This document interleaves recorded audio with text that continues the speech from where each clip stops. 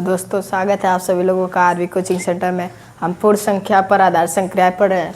उसका कुछ टॉपिक्स बचा है जो आज हम पढ़ेंगे। पहले दिया है शून्य के गुण, यानी इसमें जो कुछ भी पढ़ना है हमें शून्य पे डिपेंड पढ़ना है। तो इसमें पहले शून्य के गुण में दिया है किसी संख्या में शून्य को जोड़ने अथवा घटाने पर। यहाँ पे दिया है शून्य को जोड़ने अथवा घटाने पर, मतलब कोई भी संख्या होगी अगर उसमें शून्य को जोड़ने अथवा घटाने पर भी उस संख्या का मान अपरिवर्तित रहता है। अपरिवर्तित जो यहाँ पे दिया है, परिवर्तित मानी बदलना, यानी अपरिवर्तित यानी न बदले। मतलब कोई भी संख्या होगी उसमें शून्य को जोड़े या घटाएं तभी भी उस संख्या का मान नहीं बदलेगा। जैसे मैं यहाँ पे संख्या दिया है 5 - 0 = 5। जैसे यहाँ पे 0 दिया है और यहाँ पे माइनस, तो यहाँ पे बोला था घटाने पर मान परिवर्तन नहीं होगा। तो आप लोग देख रही है यहाँ पे इसका मान परिवर्तन नहीं हुआ। और यहाँ पे जोड़ने पर भी दिया है, तो जोड़ने पे 11 + 0 = 11। ये जो दिया है यानी कितना बड़ी संख्या होगी उसमें हम 0 जोड़ें या घटाएं मान उसका उतना ही आएगा।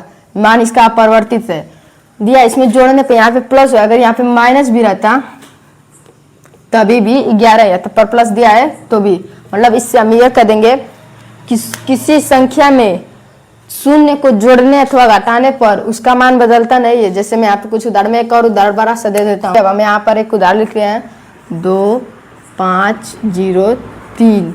ठीक, अब इसमें से हम 0 घटाएंगे बराबर यही संख्या आएगी 2 5 0 3। अभी हमने पढ़ा था कि कितना कोई भी संख्या उसमें 0 को जोड़ने तथा घटाने पर, यहाँ पे हमने 0 को घटाया है। 0 को घटाने पर हमारा मान बदला नहीं है, वही है जो था पहले 2503। यहाँ पे भी वही। तो शून्य के गुण में हमने पहले लिख दिया यहाँ पे किसी संख्या में शून्य को जोड़ने अथवा घटाने पर उस संख्या का मान नहीं बदलता, जो उदाहरण पे भी हमने आपको समझा दिया। अब दूसरा टॉपिक दिया है किसी संख्या को शून्य से गुणा करने पर गुणनफल शून्य होता है। यहाँ पे दिया है शून्य से गुणा करने पर, शून्य से गुणा करना, कोई भी संख्या होगी उसमें शून्य से गुणा करना है। तो यहाँ पे हमारा दिया 4 × 0 = 0, मतलब कि कोई भी संख्या होगी अगर उसमें हम 0 से गुणा करेंगे तो उसका मान 0 आएगा। यहाँ पे दिया है 12 × 0 = 0। कितना बड़ी संख्या होगी अगर उसमें हम 0 से गुणा करेंगे तो उसका मान 0 आ जाएगा। जैसे एक संख्या ले लीजिए, अब इसमें हम गुणे 0 कर दे रहे हैं तो इसका आंसर आएगा सिंपल 0। मतलब इसमें दिया है किसी भी संख्या में शून्य से गुणा करने में उसका मान सदैव 0 आता है। वो संख्या कितना हो बड़ी हो अगर उसमें हम 0 से गुणा करेंगे तो उसका मान 0 आएगा। एक मैंने उदाहरण लिख के भी समझा दिया। अब हम लगाने जा रहे हैं, ये आपको समझ में आएगा। अगर किसी भी संख्या, मतलब कोई भी संख्या होगी उसमें हम शून्य से गुणा करेंगे तो हरदम उसका मान 0 आएगा।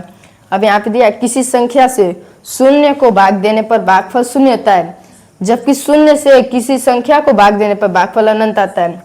यहाँ पे कॉन्सेप्ट दिया है शून्य को भाग देने पर, और यहाँ पर दिया है शून्य से भाग देने पर, से संख्या को भाग देने पर।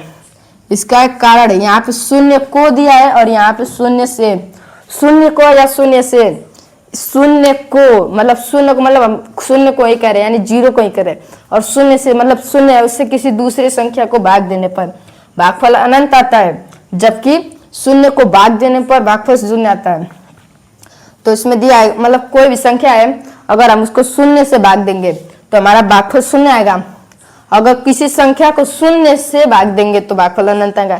मैं अभी आपको उदाहरण समझा देता हूँ। जैसे यहाँ पे दिया 0/5, 0/5 यानी ऐसे होगा 0/5, तो यहाँ पे ऐसे भी हो सकता है, इसी तरह रहेगा और इसका मान हमारा आ जाएगा 0। और वही संख्या दे दे यहाँ पे 13/0 = इनफाइनाइट। ये जो 13 से अगर हम 0 में कितना बार करेंगे तो ये हमारा अनंत बार जाएगा, यानी कटेगा ही नहीं।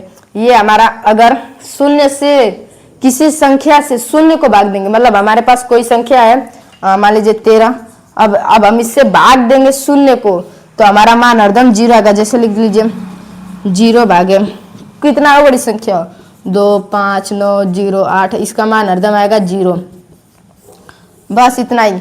और इसमें आगे दिया है शून्य से किसी संख्या को, मतलब शून्य रहेगा हमारे पास, उससे हम किसी संख्या को भाग देंगे तो वो अनंत आएगा। एक और उदाहरण यहाँ पे ले लीजिए। जैसे हमने ले लिया कितना बड़ी संख्या 2 9 7 8 5 0 भागे, अब हम इसको 0 से अगर भाग देंगे तो ये हमारा आ जाएगा अनंत। ये जो हमारा अनंत तक आएगा, अब इसके बाद अब आपको ये समझ में आ गया होगा। अब इसके आगे दिया है शून्य के अतिरिक्त किसी संख्या का घात शून्य होने पर परिणाम 1 मिलता है। मतलब कोई भी संख्या होगी उसके घात पे अगर शून्य रहेगा, जैसे हमने आपको पहले बताया था अगर कितना बड़ी संख्या हो उसके घात पे 0 होगा तो उसका मान सदैव 1 आएगा। तो यहाँ पे दिया शून्य के अतिरिक्त किसी संख्या का घात शून्य होने पर परिणाम 1 मिलता है। मतलब ये यहाँ पे हमारे पास संख्या दिया है 3 के घाते 0, ये दिया है 3 के घाते 0 बराबर 1। तो हमने आपको पहले बताया था कि अगर कोई भी संख्या होगी उसके घात पे 0 रहेगा तो उसका मान सदैव 1 आएगा। वो संख्या कितना बड़ी यहाँ पे दिया है, जैसे 17 के घाते 0 बराबर 1, तो इसका मान भी 1 आएगा। जैसे हम एक बड़ी संख्या दे रहे हैं, हाँ ले लीजिए आप 3, 9, 5, 6, 7, 8। अब इसके घाते अगर 0 हो गया तो इसका मान भी 1 आएगा। बस इसमें कुछ करना नहीं है, अगर कोई भी संख्या होगी उसके घात पे 0 आ जाएगा तो उसका मान सदैव 1 आएगा। तो और इसमें क्या करना था हमें, शून्य किसी संख्या से शून्य को भाग देने पर भागफल शून्य होता है, जबकि शून्य से किसी संख्या को भाग देने पर भागफल अनंत तक जाता है। और यहाँ पे दिया है किसी संख्या से शून्य को गुणा करने पर शून्य मिलता है। और ये पहले दिया था किसी संख्या में शून्य को जोड़ने तथा घटाने पर उस संख्या का मान अपरिवर्तित यानी बदलता नहीं है। तो अब आप लोगों को ये सब समझ में आ गया होगा। आज की वीडियो में हम बस इतना ही रखते हैं, अब मिलते हैं नेक्स्ट वीडियो में।